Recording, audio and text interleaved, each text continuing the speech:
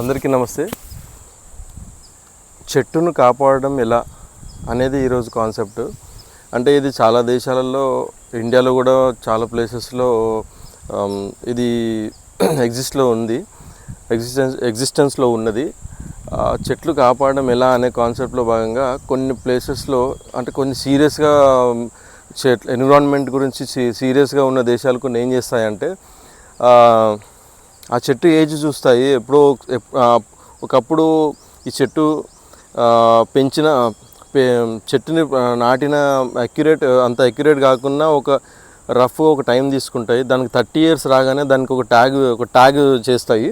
ఆ ట్యాగ్ ఏంటంటే ఆ చెట్టుకి అది ఏ ఫ్యామిలీకి చెందింది, ఆ చెట్టు పేరు ఏంది, ఏ ఫ్యామిలీకి చెందింది, దాని వయసు ఎంత అని చెప్పేసి అని దానిలో ఒక ఐడి కార్డులో రాసి పెడతారు.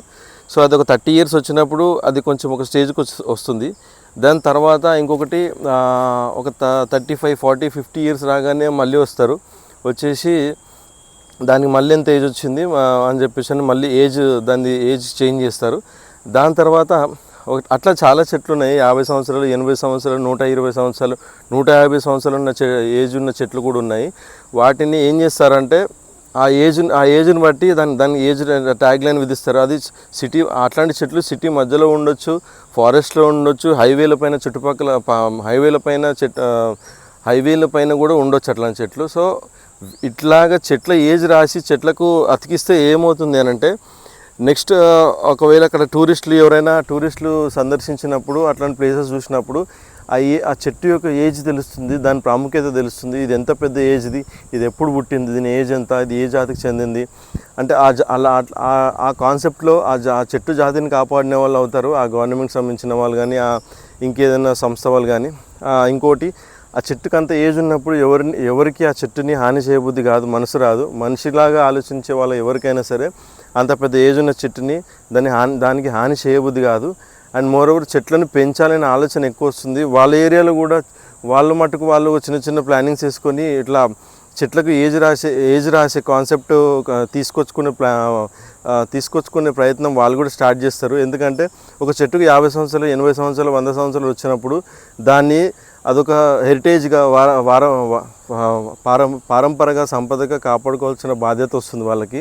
కాబట్టి అట్లా చెట్ల ఏజ్లు రాసినప్పుడు ఏమవుతుందంటే ఈ చెట్టును నరకొద్దు, ఈ చెట్టును ఏం చేయొద్దు అని లిస్ట్లో పెట్టుకుంటారు. అట్లా ప్రతి చెట్టుకి ఏజ్ అయిపోయిన ప్రతి చెట్టుకు 30 years, 50 years నిండిన ప్రతి చెట్టుకు మనం పెడితే మనము ఆ రకంగా చేస్తే ఆ చెట్లను కాపాడిన వాళ్ళం అవుతాము.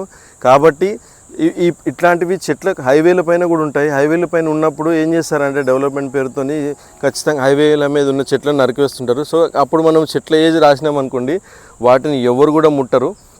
కాబట్టి మీరు ఎట్లాంటి ఎటన్నా ప్రోగ్రామ్స్కి వెళ్ళినప్పుడు, పర్యావరణం సంబంధించిన ప్రోగ్రామ్స్కి వెళ్ళినప్పుడు, ఇంకేటైనా వెళ్ళినప్పుడు మీరు ఇట్లా ఈ కాన్సెప్ట్ వాళ్ళకి చెప్పండి.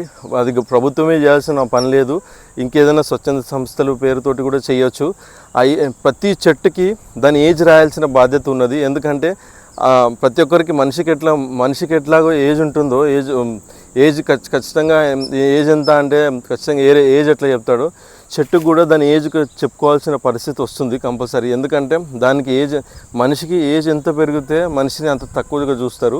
కానీ చెట్టు ఏజ్ ఎంత పెరిగితే దానికి అంత వాల్యూ వస్తుంది, ఆ జాతిని కాపాడాల్సిన బాధ్యత వస్తుంది. ఇంకోటి, ఆ ఏజ్ చూసినప్పుడు దాన్ని ఖచ్చితంగా దాన్ని అబ్జర్వ్ చేసినప్పుడు వేరే ఏ చెట్లను నరకొద్దు, వేరే చెట్టు జోలికి పోవద్దు, ఏ చెట్టుకి హాని చేయొద్దు అని చెప్పేసి అని ప్రతి మనిషికి, ప్రతి సంస్థకి, ప్రతి ప్రభుత్వాలకు ఒక ఆలోచన వస్తుంది. కాబట్టి చెట్లు నరకకుండా ఉండాలంటే ఇదొక బెస్ట్ టెక్నిక్. ఇది ఎవరైనా చేయొచ్చు. కాబట్టి చెట్లను నరకకుండా ఆపాలంటే వాటికి ఏజ్ రాయడం కంపల్సరీ అని అందరికీ చెప్పండి. ఈ వీడియో చూసిన ప్రతి వాళ్ళకు ఇది షేర్ చేయండి. తెలియని వాళ్ళకు కూడా తెలిసేలాగా చేయండి. అంటే వాళ్ళు బిజీలో ఉండి ఏదో పనిలో ఉండి ఏదో డిఫరెంట్ కేటగిరీస్లో ఉండి ఇట్లాంటి చిన్న చిన్న విషయాలు మర్చిపోతారు. కానీ వాళ్ళకి తెలుసు, కానీ మర్చిపోతారు.